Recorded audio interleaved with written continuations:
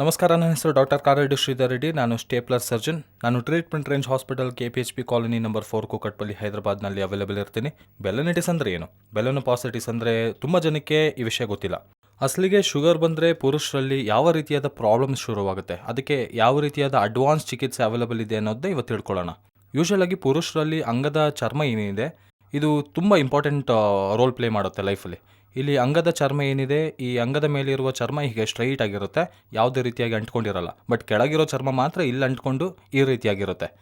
So ಅಂಗದ ಮುಂದೆ ಇರುವ ಚರ್ಮ ಈ ರೀತಿಯಾಗಿರುತ್ತೆ. ಯೂಶಲಾಗಿ ಡಯಾಬಿಟಿಸ್ ಬರೋವರೆಗೂ ಅವರಿಗೆ ಅಂಗದ ಇಶ್ಯೂಸ್ ಏನೂ ಇರೋದಿಲ್ಲ, ಅಂಗದ ಮೇಲೆ ಇರುವ ಚರ್ಮ ಇಶ್ಯೂಸ್ ಏನೂ ಇರೋದಿಲ್ಲ, ಫ್ರೀಯಾಗಿ ಮೂವ್ ಆಗ್ತಿರುತ್ತೆ. ಬಟ್ ಡಯಾಬಿಟಿಸ್ ಅಟ್ಯಾಕ್ ಯಾವಾಗ ಆಗುತ್ತೋ ಆವಾಗ ಅಂಗದ ಮುಂದೆ ಇರುವ ಚರ್ಮ ಮೂವ್ ಆಗೋದನ್ನು ನಿಲ್ಲಿಸುತ್ತೆ, ಸ್ವಲ್ಪ ಟೈಟಾಗಿ ಮೂವ್ ಆಗುತ್ತೆ. ಅದರಿಂದನೇ ನಮಗೆ ಕಾಂಪ್ಲಿಕೇಶನ್ ಸ್ಟಾರ್ಟ್ ಆಗುತ್ತೆ. ಅಸಲಿಗೆ ಇದು ಯಾಕೆ ಬರುತ್ತೆ ಅಂತ ನೋಡೋದಾದ್ರೆ, ಯಾರಿಗೆಲ್ಲ ಡಯಾಬಿಟಿಸ್ ಇರುತ್ತೋ, ಶುಗರ್ ಇರುತ್ತೋ, ಈ ಶುಗರ್ ಪೇಷಂಟ್ಸ್ ಯಾರು ಇರ್ತಾರೋ ಅವರಿಗೆ ಮೂತ್ರ ಮಾಡಿದಾಗೆಲ್ಲ ಮೂತ್ರದಲ್ಲಿರುವ ಶುಗರ್ಸ್ ಎಲ್ಲ ಇಲ್ಲಿ ಅಟ್ಯಾಚ್ ಆಗೋಗಿ ಈ ಮೂತ್ರದಿಂದ ಅದರಲ್ಲಿರೋ ಶುಗರ್ಸ್ನಿಂದ ಈ ಚರ್ಮ ಏನಿದೆ, ಈ ಚರ್ಮ ಮಂದಾಗೋಗಿ ತಿಕ್ಕಾಗೋಗುತ್ತೆ. ಯೂಶಲ್ ಆಗಿ ಇದು ಎಲಾಸ್ಟಿಕ್ ಆಗಿರುತ್ತೆ ಆ ಚರ್ಮ. ಅಲ್ಲಿರೋ ಚರ್ಮ ಎಷ್ಟು ಹಿಗ್ಸಿದ್ರು ಅಷ್ಟು ಹಿಗ್ಗೋ ಗುಣ ಇರುತ್ತೆ. ಸೊ ನಾವು ಯಾವಾಗ ಹಿಂದೆ ಕೆಳದಾಗ ಫ್ರೀ ಆಗಿ ಮೂವ್ ಆಗಬೇಕು. ಆದರೆ ಯಾವಾಗ ಶುಗರ್ ಅಟ್ಯಾಕ್ ಆಗುತ್ತೋ ಆಗ ಈ ಶುಗರ್ಸ್ ಅಲ್ಲಿ ಅಟ್ಯಾಚ್ ಆಗೋದ್ರಿಂದ, ಡಯಾಬಿಟಿಸ್ ಬಂದಿರೋದ್ರಿಂದ ಈ ಚರ್ಮ ಎಲ್ಲ ಮಂದ ಆಗೋಗಿ ಅಂದ್ರೆ ತಿಕ್ಕಾಗೋಗುತ್ತೆ, ಅಂದ್ರೆ ಒಂಥರ ಗಟ್ಟಿ ಆಗೋಗುತ್ತೆ. ಗಟ್ಟಿ ಆದಾಗ ಅದರ ಒಂದು ಎಲಾಸ್ಟಿಸಿಕ್ ಗುಣ ಹೊರಟೋಗುತ್ತೆ, ಎಲಾಸ್ಟಿಸಿಟಿ ನೇಚರ್ ಹೋಗುತ್ತೆ. ಅದಕ್ಕೆ ಅಷ್ಟೇ ಅಲ್ಲದೆ ನೀವು ಅದನ್ನು ಸ್ವಲ್ಪ ಕ್ಲೋಸ್ ಆಗಿ ಗಮನಿಸಿದ್ರೆ ಅಲ್ಲಿ ಸ್ವಲ್ಪ ಹೊಳಪು ಕಳ್ಕೊಂಡಿರುತ್ತೆ, ಸ್ಕಿನ್ ಕಲರ್ ಚೇಂಜ್ ಆಗಿರುತ್ತೆ, ಯೆಲ್ಲೋಯಿಶ್ ವೈಟ್ ಕಲರ್ ಆಗಿ ಬದಲಾದಂಗೆ ಕಾಣಿಸುತ್ತೆ.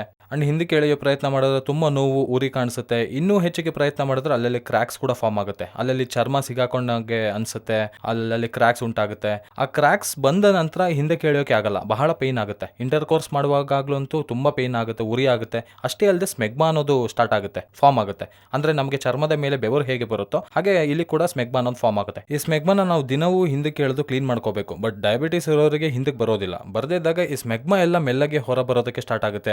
ಒಂದು ಬೆಳ್ಳಗೆ ಜಿಗಟಿನ ಪದಾರ್ಥ ಹೊರ ಬರೋದು, ಪಸ್ ಆಗೋದು, ತುರಿಕೆ ಆಗೋದು, ನೆವೆ ಆಗೋದು, ಇಂಥರದೆಲ್ಲ ನೋಡ್ತಿರ್ತೀವಿ. ಸೊ ಇದು ಸೆಲ್ಫ್ ಲಿಮಿಟಿಂಗ್ ಡಿಸೀಸ್. ನಾವು ಔಷಧ ಕೊಟ್ಟರು ಕೊಡದಿದ್ರು ತಾನಾಗೆ ಹೀಲ್ ಆಗೋಗುತ್ತೆ. ಆದರೆ ಹೀಲ್ ಆಗುವಾಗೆಲ್ಲ ಸೀಳಿಕೊಂಡಿರೋದೆಲ್ಲ, ಹರಿದಿರೋದೆಲ್ಲ ಹೀಲ್ ಆಗುವಾಗ ಅಷ್ಟು ಅಗ್ಲ ಇರೋ ಸ್ಕಿನ್ ಸ್ಲೋ ಆಗಿ ಹತ್ರ ಬರ್ತಾ ಇರುತ್ತೆ. ಸೊ ಇದು ಅಟ್ಯಾಕ್ಸ್ ಆದಾಗೆಲ್ಲ ಹೀಲ್ ಆಗೋಗುತ್ತೆ ಆಟೋಮೆಟಿಕ್ ಆಗಿ. ಬಟ್ ಪ್ರತಿ ಸಾರಿ ಈ ಅಟ್ಯಾಕ್ ಆದಾಗೆಲ್ಲ ಚರ್ಮದ ಅಗ್ಲ ಏನಿದೆ ಅದು ಹತ್ರ ಆಗ್ತಾ ಇರುತ್ತೆ, ಸ್ಲೋ ಆಗಿ ಟೈಟ್ ಆಗೋಗುತ್ತೆ. ಸ್ಲೋ ಆಗಿ ಟೈಟ್ ಆಗೋಗಿ ಕೊನೆಗೆ ಒಂದು ಸ್ಟೇಜಿಗೆ ಬಂದಾಗ ಹತ್ರ ಆಗೋಗಿ ಚಿಕ್ಕ ಹೋಲ್ ಮಾತ್ರ ಉಳ್ಕೊಂಡಿರುತ್ತೆ, ನಾವು ಹಿಂದಕ್ಕೆ ಎಳೆಯೋಕೆ ಸಾಧ್ಯನೇ ಆಗಲ್ಲ. ಸೊ ಹೀಗೆ ಬಿಟ್ಬಿಟ್ರೆ ಈ ಚರ್ಮ ಏನಾಗುತ್ತೆ ಅಂದರೆ ಅಂಗಕ್ಕೆ ಅಂಟ್ಕೊಳ್ಳೋಕ್ಕೆ ಶುರುವಾಗುತ್ತೆ. ಈ ಅಂಗ ಏನೋ ಕೆಳಗಡೆ ಇರುತ್ತಲ್ಲ, ಇದು ಗ್ಲ್ಯಾನ್ಸ್ ಅಂತೀವಲ್ಲ, ಈ ಗ್ಲ್ಯಾನ್ಸ್ಗೆ ಅಂಟ್ಕೊಳ್ಳೋಕೆ ಶುರುವಾಗುತ್ತೆ. ಅಂಡ್ ಗ್ಲ್ಯಾನ್ಸ್ಗೆ ಅಂಟ್ಕೊಳ್ಳೋದ್ರಿಂದ ಬೆಲನೋಪಾಸಿಟಿಸ್ ಡೆವಲಪ್ ಆಗುತ್ತೆ. ಸೊ ಅಂಗದ ಮುಂದೆ ಇರುವ ಹೆಡ್ ಭಾಗ ಇನ್ವಾಲ್ವ್ ಆಗಿದ್ದಾಗ ಓನ್ಲಿ ಚರ್ಮ ಮಾತ್ರನೇ ಇನ್ವಾಲ್ವ್ ಆಗಿದೆ ಅಂದರೆ ಅದನ್ನು ಬೆಲನಿಟಿಸ್ ಅಂತೀವಿ. ಆದರೆ ಅಂಗದ ಒಳಗಿರುವ ಭಾಗನೂ ಕೂಡ ಇನ್ವಾಲ್ವ್ ಆಗಿದ್ರೆ ಬೆಲನೋಪಾಸಿಟಿಸ್ ಅಂತೀವಿ. ಸೊ ಹೀಗೆ ಬಿಟ್ಬಿಟ್ರೆ ಚರ್ಮ ಟೈಟ್ ಆಗೋಗಿ ಒಮ್ಮೊಮ್ಮೆ ಯೂರಿನ್ ಪಾಸ್ ಮಾಡೋದಕ್ಕೂ ಆಗೋದಿಲ್ಲ, ಯೂರಿನ್ ಕೂಡ ನಿಂತು ಹೋಗುತ್ತೆ. ಅಂಡ್ ಲೇಟರ್ ಆಗಿ ಕ್ಯಾನ್ಸರ್ ಆಗಿ ಕನ್ವರ್ಟ್ ಆಗೋ ಚಾನ್ಸಸ್ ಕೂಡ ಇರುತ್ತೆ. 0.3 to 0.8% ಕ್ಯಾನ್ಸರ್ ಆಗೋ ಚಾನ್ಸಸ್ ಇರುತ್ತೆ. ಸೊ ಇದಕ್ಕೆ ಏನಾದರೂ ಎಲ್ಲರೂ ಓಪನ್ ಚಿಕಿತ್ಸೆ ಮಾಡ್ತಾರೆ. ಓಪನ್ ಚಿಕಿತ್ಸೆ ಮಾಡೋದು ತುಂಬ ಪೇನ್ಫುಲ್ ಪ್ರೊಸೀಜರ್ ಆಗಿರುತ್ತೆ. ಆ್ಯಂಡ್ ಫ್ಯೂಚರ್ಸ್ ಬೀಳುತ್ತೆ, ಕಟಿಂಗ್ ಬೀಳುತ್ತೆ, 10 ದಿನಗಳ ಬೆಡ್ ರೆಸ್ಟ್ ಇರಬೇಕಾಗುತ್ತೆ. ಬಟ್ ನಾವು ಮಾಡೋ ಟ್ರೀಟ್ಮೆಂಟ್ ರೇಂಜ್ ಹಾಸ್ಪಿಟಲ್ನಲ್ಲಿ ಮಾಡೋ ಸರ್ಜರಿ ಹೆಸರೇ KSR ಸ್ಟೇಪ್ಲರ್ ಸರ್ಕಮ್ಸಿಷನ್ ಸರ್ಜರಿ. ಈ KSR ಸ್ಟೇಪ್ಲರ್ ಸರ್ಕಮ್ಸಿಷನ್ ಅನ್ನೋದು ಏನಂದರೆ ಅದೊಂದು ಡಿಸ್ಪೋಸಬಲ್ ಯೂನಿಟ್ ಆಗಿರುತ್ತೆ, ಅದೊಂದು ಡಿಸ್ಪೋಸಬಲ್ ಸ್ಟೇಪ್ಲರ್.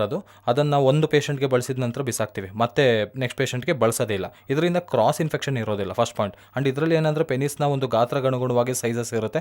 ಈ ಸೈಜಸ್ 12 ಇಂದ ಹಿಡಿದು 36 ವರೆಗೂ ಸೈಜಸ್ ಇರುತ್ತೆ. ನಾವು ಡಿಪೆಂಡಿಂಗ್ ಅಪಾನ್ ಪೇಷಂಟ್ ಇಂಡಿವಿಜುವಲ್ ಆಗಿ ಅವರ ಪೆನಿಸ್ ಸೈಜ್ಗೆ ತಕ್ಕಂತೆ ನಾವು ಬಳಸ್ತಾ ಇರ್ತೀವಿ. ಯೂಶಲ್ ಆಗಿ ಅಡಲ್ಟ್ಗೆ 30, 32, 34 ಹೀಗೆ ಬಳಸ್ತೀವಿ. ಸೊ ಈ stapler method just 5 minutes procedure and within half an ಅವರ್ನಲ್ಲಿ ಪೇಷಂಟ್ನ ಡಿಸ್ಚಾರ್ಜ್ ಮಾಡಿ ಕಳಿಸ್ತೀವಿ. ಇಲ್ಲಿ ನಾವು ಏನು ಮಾಡ್ತೀವಿ ಅಂದರೆ ಪೇಷಂಟ್ನ ಒಂದು ಫೋರ್ ಸ್ಕಿನ್ ಏನಿರುತ್ತೆ, ಇಷ್ಟು ಪಾರ್ಟ್ ಆಫ್ ದಿ ಫೋರ್ ಸ್ಕಿನ್ನ ನಾವು ತೆಗೆದು ಹಾಕ್ತೀವಿ. ಸೊ ಇದು ಎಲಾಸ್ಟಿಕ್ ಆಗಿರುತ್ತೆ ಚರ್ಮ, ಹಾಗಾಗಿ ನಮಗೆ ಪಿನ್ಸ್ ಅನ್ನೋದು ಇಲ್ಲಿ ಬೀಳುತ್ತೆ. ಈ ಪಿನ್ಸ್ 10 to 12 ಡೇಸ್ನಲ್ಲಿ ನಮಗೆ ನಾರ್ಮಲ್ ಆಗಿ ಬಿದ್ದೋಗುತ್ತೆ.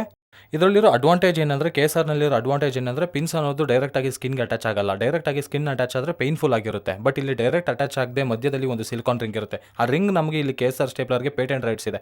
ಆ ರಿಂಗ್ ಎಷ್ಟು ಸಾಫ್ಟ್ ಆಗಿರುತ್ತೆ ಅಂದರೆ ಜಸ್ಟ್ ಸ್ಕಿನ್ ಹಾಗೆ ರಬ್ಬರ್ ಮೆಟೀರಿಯಲ್ ಆಗಿರುತ್ತೆ. ಯಾವುದೇ ರೀತಿ ಪೇಯ್ನ್ ಇರಲ್ಲ, ಯಾವುದೇ ರೀತಿ ಬ್ಲೀಡಿಂಗ್ ಇರಲ್ಲ, ಯಾವುದೇ ರೀತಿ ಊತ ಬರಲ್ಲ, ಬೇಗನೆ ಹೀಲ್ ಆಗೋಗುತ್ತೆ. ಸೊ ನಮ್ಮಲ್ಲಿರೋ ಸ್ಟೇಪ್ಲರ್ಗಳನ್ನು ನೋಡೋದಾದರೆ white colour, silver colour stapler, gold stapler, black colour ಒಂದು, ಹೀಗೆ 4-5 ವಿಧವಾಗಿ ಸ್ಟೇಪ್ಲರ್ ಇದೆ. ಅದು ಪ್ರೀಮಿಯಂ ಕ್ವಾಲಿಟಿ ಪ್ರಕಾರವಾಗಿ ನಾವು ಒಂದೊಂದು ಸ್ಟೇಪ್ಲರ್ನ ನಾವು ಯೂಸ್ ಮಾಡ್ತಿರ್ತೀವಿ. ಪೇಷಂಟ್ಗೆ ತಕ್ಕಂತೆ, ಪೇಷಂಟ್ ಕಂಡೀಷನ್ಗೆ ತಕ್ಕಂತೆ ಹೀಲಿಂಗ್ ಫಾಸ್ಟ್ ಆಗಿರುವಂಥದ್ದು ಗೋಲ್ಡ್ ಅಂಡ್ ಬ್ಲ್ಯಾಕ್ ಸ್ಟೇಪ್ಲರ್ ಕೂಡ ಬಳಸ್ತೀವಿ. ಇದರಿಂದ ಏನಾಗುತ್ತೆ ಅಂದರೆ ಹೀಲಿಂಗ್ ತುಂಬ ಫಾಸ್ಟ್ ಆಗಿರುತ್ತೆ ನಾರ್ಮಲ್ ಸ್ಟೇಪ್ಲರ್ ಜೊತೆ ಹೋಲಿಸಿದಾದ್ರೆ.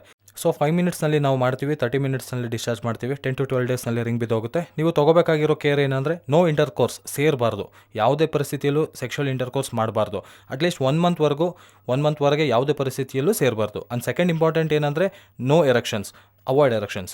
ಯಾವುದೇ ಪರಿಸ್ಥಿತಿಯಲ್ಲೂ ಅಂಗಸ್ತಂಭನ ಆಗದಂಗೆ ನೋಡ್ಕೋಬೇಕು. ಅರ್ಲಿ ಮಾರ್ನಿಂಗ್ ಬರೋ ಎರೆಕ್ಷನ್ನ ಕೂಡ ಎದ್ದು ಹತ್ತಿತ್ತಿ ತಿರುಗಾಡೋದ್ರಿಂದ ಅವಾಯ್ಡ್ ಮಾಡಬೇಕು. ಆ್ಯಂಡ್ ಮೂರನೇ ಮೋಸ್ಟ್ ಇಂಪಾರ್ಟೆಂಟ್ ಮುಖ್ಯವಾದ ವಿಷಯ ಏನಂದರೆ ಇದು ನಮ್ಮ ಕೈಯಲ್ಲಿರೋ ಕೆಲಸ. ಹಾಗಾಗಿ ಹೇಳ್ತಿದ್ದೀನಿ, ಖಚಿತವಾಗಿ ಶುಭ್ರ ಮಾಡ್ಕೋಬೇಕು. ನಾವು ಆಗಾಗ ಚರ್ಮನ ಹಿಂದಕ್ಕೆ ಎಳೆದು ಪಿನ್ಸ್ ಮೇಲೆ ನೀರು ಹಾಕಿ ಶುಭ್ರವಾಗಿ ತೊಳ್ಕೊಂಡ್ರೆ ತುಂಬ ಫಾಸ್ಟಾಗಿ ಹೀಲ್ ಆಗೋಗುತ್ತೆ. ಕೇವಲ 8 ಡೇಸ್ನಲ್ಲ, 6 ಡೇಸ್ನಲ್ಲೂ ರಿಂಗ್ ಬಿದ್ದೋಗೋ ಚಾನ್ಸಸ್ ಇರುತ್ತೆ. ಹಾಗಾಗಿ ನೀವು ಖಚಿತವಾಗಿ ಶುಭ್ರ ಮಾಡ್ಕೊಳ್ಳೋದು ತುಂಬ ಮ್ಯಾಂಡೇಟ್ರಿ. ಸೊ ಯಾರಿಗಾದ್ರೂ ಈ ಸಿಂಪ್ಟಮ್ಸ್ ಬೆಲನಿಟಿಸ್ ಆಗಲಿ ಬೆಲನೋಪಾಸಿಟಿಸ್ ಆಗಲಿ, ಯಾರಿಗಾದ್ರೂ ಶುಗರ್ ಅಟ್ಯಾಕ್ ಆಗಿರೋರು, ಬೆಲನೋಪಾಸಿಟಿಸ್ ಬಂದಿರೋರು ಆಲಸ್ಯ ಮಾಡದೆ ಮುಂಜಾಗ್ರತೆಯಿಂದ ಆ ಚರ್ಮನ ತೆಗಿಸೋದ್ರಿಂದ ನಮಗೆ ಬೆಲನಿಟಿಸ್ ಕೂಡ ಬರದೇ ಇರೋದನ್ನ ತಡೆಗಟ್ಟಬಹುದು. ಸೊ ಯಾರಿಗಾದ್ರೂ ಬೆಲನಿಟಿಸ್ ಕಂಡು ಬಂದಿದ್ರೆ ತಪ್ಪದೆ ನನ್ನ ಕನ್ಸಲ್ಟ್ ಮಾಡಿ. ನಾನು ಟ್ರೀಟ್ಮೆಂಟ್ ರೇಂಜ್ ಹಾಸ್ಪಿಟಲ್ನಲ್ಲಿ ಅವೈಲೇಬಲ್ ಇರ್ತೀನಿ. ನಾವು KSR ಸ್ಟೇಪ್ಲರ್ ಬಳಸಿ ಸರ್ಜರಿನ ಸಕ್ಸಸ್ಫುಲ್ ಆಗಿ ರಿಮೂವ್ ಮಾಡಬಹುದು. Thank you very much.